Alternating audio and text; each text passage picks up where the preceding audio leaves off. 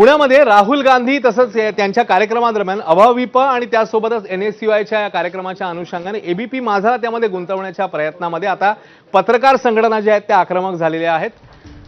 COEP प्रशासनाचा हा प्रयत्न बघायला मिळाला आणि विरोधात राज्याच्या पत्रकार संघटनांनी दंड थोपटले आहेत। पुणे श्रमिक पत्रकार संघाने पुणे पोलीस आयुक्तांची भेट घेतली आणि COEPने एबीपी माझाचे प्रतिनिधी मंदार गोंजारी यांच्या विरोधात दिलेल्या तक्रारीचा निषेध नोंदवला।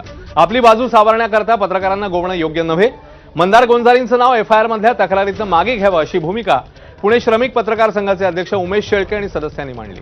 दुसरीकडे मराठी पत्रकार संघाने सुद्धा COEPच्या कुलगुरूंना निवेदन दिलंय। अनेक वर्ष प्रामाणिक पत्रकारिता करणाऱ्या मंदार गोंजारी यांच्या विरोधात केलेली तक्रार मागे घ्यावी अशी विनंती मराठी पत्रकार संघाचे प्रदेशाध्यक्ष किरण जोशी यांनी कुलगुरूंना पत्र लिहून केली आहे। राहुल गांधी यांच्या पुण्यातल्या कार्यक्रमापूर्वी एबीपी माझाने विद्यार्थ्यांच्या प्रतिक्रिया जाणून घेतल्या होत्या। राहुल गांधींच्या कार्यक्रमाला कोण आणि का जाणार हे चौपालच्या माध्यमातून एक जबाबदार माध्यम म्हणून जाणून घेण्याचा आणि प्रेक्षकांपर्यंत पोहोचवण्याचा तो प्रयत्न होता। त्यातील एका विद्यार्थिनीने अनाथ विद्यार्थ्यांकरता दिली जाणारी शिष्यवृत्ती मागील 3 वर्षांपासून मिळाली नसल्याचं माझाशी बोलताना सांगितलेलं। इतर अनेक विद्यार्थ्यांनीही आपापल्या वक्तव्यात शिष्यवृत्ती मिळाली नसल्याचं नमूद केलं। काहींनी COEP महाविद्यालयात भेडसावणाऱ्या इतरही समस्या मांडलेल्या। COEP महाविद्यालयाच्या कॅन्टीन समोर 6 ते 7 विद्यार्थ्यांच्या प्रतिक्रिया एबीपी माझाने घेतलेल्या आणि त्यानंतर हे सगळं प्रकरण समोर आलं। आपण परत एकदा या विद्यार्थ्यांच्या प्रतिक्रिया पाहूया।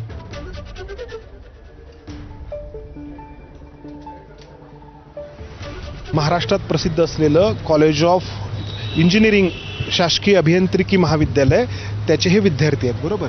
तर तुला का वाटतं राहुल गांधींच्या कार्यक्रमाला जावं? म्हणजे जसं जे ऑर्फन कॅटेगरी आहे त्याची फी स्ट्रक्चरमध्ये मेन्शन नाही आहे आणि जास्त पैसे आहेत त्याचे, म्हणजे जी ॲक्च्युअल फीज आहे ते जी नाही आहे ती आम्हाला कॅटेगरी जी आहे त्याचे पूर्ण भरावे लागेल। मला वाटतं की राहुल गांधींच्या कार्यक्रमाला गेल्यामुळे तो प्रश्न सुटेल। हां, तुझं नाव काय आहे आणि तू का जाणार आहेस राहुल गांधींच्या कार्यक्रमात? माझं नाव सानिका आणि माझं पण तेच कन्सर्न आहे की फीज आमचं गव्हर्नमेंट कॉलेज असून इतकं मेरिटस कॉलेज असून पण फीज इतकी हाय आहे, तर हेच विषय तिथं पुढे करायचा आहे।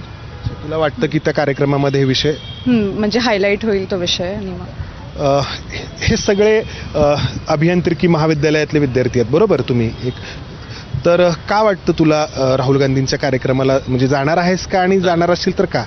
मी त्यांच्या कार्यक्रमाला जाणार आहे कारण मला वाटतं ते लिडर ऑफ ऑपोजिशन आहेत आणि त्यांना जर आम्ही बोललो तर आमच्या कॉलेजचे विविध प्रश्न हायलाइटेड होऊ शकतात। त्यांची सगळ्याकडं म्हणजे त्या कॉलेजच्या विषयाकडे सगळ्यांचा बघण्याचा दृष्टिकोन प्रश्न आहेत तुमच्या? जसे की हॉस्टेलमध्ये खूप मुलांचा रूम आहे, स्वतः माझी रूम आहे जी गळती। मी खूप वेळेस कंप्लेंट केल्या, काहीच उत्तर नाही भेटलं।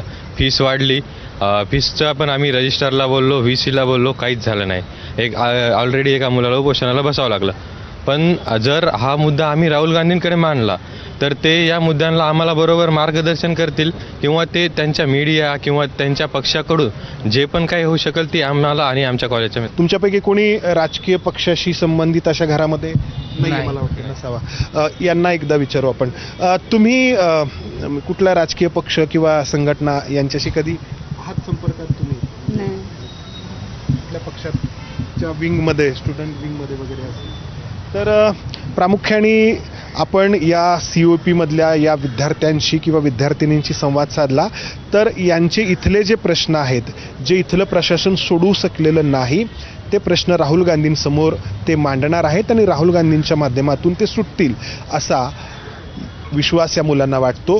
पुण्यामध्ये एक एज्युकेशन हब म्हणून पुण्याला पाहिलं जातं आणि त्यामुळं विद्यार्थिनींची संख्या प्रचंड आहे आणि साहजिकच त्यामुळेच छात्रृकी गुणसाठी या पुण्याची निवड करण्यात आली आहे।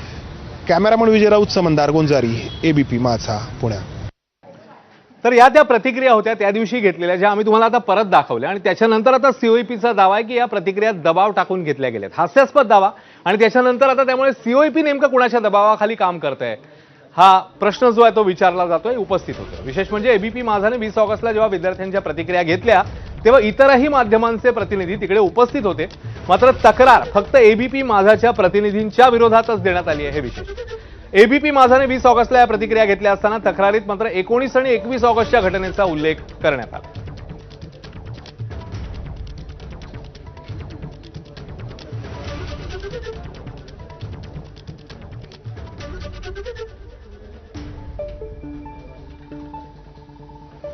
तर या प्रकरणावरून खासदार सुप्रिया सुळेंनी मंदार गोंजारींच्या पाठीशी आपण ठामपणे उभा आहोत असं म्हटलेलं आहे.